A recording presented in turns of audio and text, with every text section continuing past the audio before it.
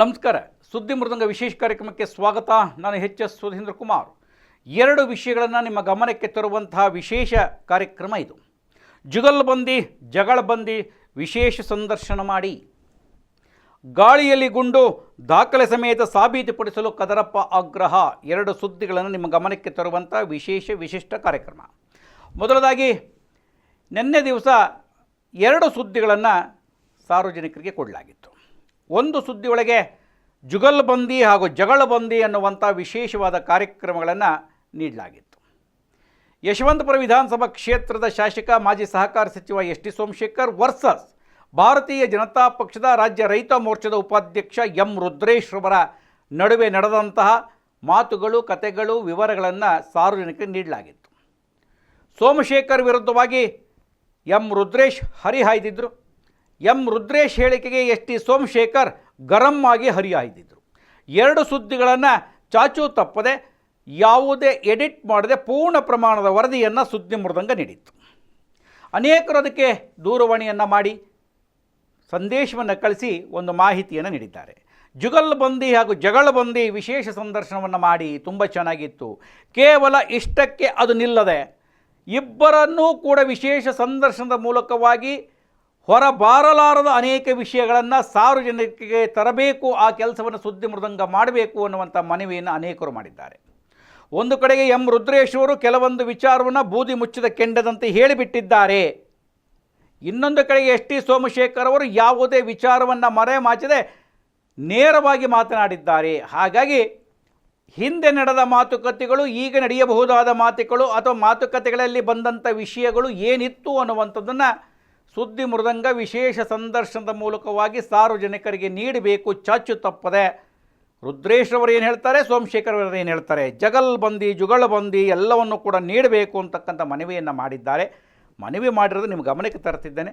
ನೋಡೋಣ, ಇಬ್ಬರನ್ನು ಸಂಪರ್ಕ ಮಾಡುವ ಪ್ರಯತ್ನವನ್ನು ಮಾಡಿ ನಂತರ ಯಾರು ಎಷ್ಟು ಮಾಹಿತಿಯನ್ನು ಕೊಡ್ತಾರೆ ಅದನ್ನು ಖಂಡಿತವಾಗಿಯೂ ಸುದ್ದಿ ಮೃದಂಗ ಪಕ್ಷಾತೀತವಾಗಿ, ಜಾತ್ಯತೀತವಾಗಿ ಬಿತ್ತರವನ್ನು ಮಾಡಲಾಗತ್ತೆ. ಇನ್ನೊಂದು, ಗಾಳಿಯಲ್ಲಿ ಗುಂಡು ದಾಖಲೆ ಸಮೇತ ಸಾಬೀತುಪಡಿಸಲು ಕದರಪ್ಪ ಆಗ್ರಹ. ಒಂದು ಸುದ್ದಿ ಇವತ್ತು ಬಿತ್ತರವನ್ನು ಮಾಡಿದ್ವಿ ಬೆಳಗ್ಗೆ. ಏನದು ಅಂತಂದರೆ, ಕೆಂಗೇರಿಯ BJPಗೆ ಅಮಾವಾಸ್ಯೆ ಅಂಥೇಳಿ ಮಾಡಿ, ಅಮಾವಾಸ್ಯೆ ದಿನದಂದು ಭಾರತೀಯ ಜನತಾ ಪಕ್ಷದ ಕೆಂಗೇರಿಗೆ ಸೇರಿದಂಥ ಕೆಂಗಲ್ ಹನುಮಂತಯ್ಯ ಹಾಗೂ ಶಿವನಪಾಳ್ಯದ ವಾರ್ಡ್ ಮುಖಂಡರುಗಳ ಸಭೆಯೊಳಗೆ ನಡೆದಂತಹ ಗಲಾಟೆಯ ಸುದ್ದಿ, ಚರ್ಚೆಯಾದ ಸುದ್ದಿ, ಮಾತುಕತೆಯಾದ ಸುದ್ದಿ, ಅಲ್ಲಿಂದ ಆಚೆ ಬಂದ ಮೇಲೆ ಆದ ಸುದ್ದಿ, ಆಚೆಯಿಂದ ಈಚೆ ಹೋದ ಮೇಲೆ ಸುದ್ದಿ, ಈಚೆಯಿಂದ ಆಚೀಚೆ ಬಂದ ಸುದ್ದಿಗಳನ್ನೆಲ್ಲವನ್ನು ಕ್ರೋಢೀಕರಿಸಿ ಒಂದು ವರದಿಯನ್ನು ಮಾಡಲಾಗಿತ್ತು. ಆ ವರದಿಯೊಳಗೆ ಒಂದು ಮಾತನ್ನು ಹೇಳಲಾಗಿತ್ತು. ಜಿಲ್ಲಾ ಕಾರ್ಯದರ್ಶಿಯಾಗಿ ನೇಮಕಗೊಂಡಿರುವ ಯದುನಂದನ್ ಅವರ ಮೇಲಿನ ಕೋಪಕ್ಕಿಂತ ಅವರ ತಂದೆ ಕದರಪ್ಪನವರ ಮೇಲಿನ ಕೋಪ ಜಾಸ್ತಿಯಾಗಿದೆ, ಹಾಗಾಗಿ ಅವರ ಮೇಲೆ ಹರಿಹಾಯ್ತಿದ್ದಾರೆ ಅಂತ ಹೇಳಲಾಗಿತ್ತು. ನಾನೀಗ ಯದುನಂದನ್ ಅವರ ವಿಚಾರಕ್ಕೆ ನಾನು ಹೋಗೋದಿಲ್ಲ. ಕದರಪ್ಪನವರು ಮೇಲಿನ ಕೋಪ ಇದೆ, ಅನೇಕರು ಮಾತನಾಡ್ತಾ ಇದ್ದಾರೆ. ಕದರಪ್ಪನವರು RTI ಹಾಕ್ತಾರೆ, ಹಣ ಮಾಡಿದಾರಂತೆ, ಮತ್ತೊಂದು ಮಾಡಿದ್ದಾರೆ, ಕೆರೆಯಲ್ಲಿ ಮಾಡಿದ್ದಾರೆ, ಅಲ್ಲಿ ಮಾಡಿದ್ದಾರೆ, ಇಲ್ಲಿ ಮಾಡಿದ್ದಾರೆ, ಕಂತೆಗಳನ್ನೆಲ್ಲ ಹೇಳ್ತಾ ಇದ್ದಾರೆ, ಅಲ್ಲಲ್ಲೇ ಮಾತನಾಡ್ತಿದ್ದಾರೆ. ಆ ಕೋಪವನ್ನು ತೀರಿಸಿಕೊಳ್ತಾ ಇದ್ದಾರೆ. ಗಾಳಿಯಲ್ಲಿ ಗುಂಡು ಸರಿಯಲ್ಲ ಅನ್ನುವಂಥದ್ದನ್ನು ವರದಿ ನಾವು ಮಾಡಿದ್ವಿ. ಇವತ್ತು ಬೆಳಗ್ಗೆ ಕದರಪ್ಪನವರು ನೇರವಾಗಿ ಮಾತಾಡಿ ಒಂದು ಮಾತನ್ನು ಹೇಳಿದ್ದಾರೆ. ಸಾರ್ವಜನಿಕರ ಹಿತದೃಷ್ಟಿಯಿಂದ, ಅಭಿವೃದ್ಧಿಯ ಹಿತದೃಷ್ಟಿಯಿಂದ, ಕೆಂಗೇರಿಯ ಗಾಂಧಿನಗರದ ಹೊಸಕೆರೆ ಉಳಿಸುವ ದೃಷ್ಟಿಯಿಂದ ಹಲವು ಹೋರಾಟಗಳನ್ನು ಮಾಡಿದ್ದೇನೆ. ಈಗಲೂ ನಾನು ಹೋರಾಟವನ್ನು ಮುಂದುವರೆಸಿದ್ದೇನೆ. RTIಗೆ ಅರ್ಜಿ ಸಲ್ಲಿಸುವುದನ್ನು ನಿಲ್ಲಿಸಿ ಈಗಾಗಲೇ 5-6 ವರ್ಷಗಳಾಗಿದೆ. ಯಾಕಂದರೆ ಈಗಿನ RTI ಕಾರ್ಯಕರ್ತರ ಬಗ್ಗೆ ಒಂದು ರೀತಿಯ ಬೇರೆಯದೇ ಆದ ರೀತಿಯ ಮನೋಭಾವ ಇರುವುದರಿಂದ ನಾವು ಆ ಕೆಲಸಕ್ಕೆ ಕೈ ಹಾಕ್ತಾ ಇಲ್ಲ.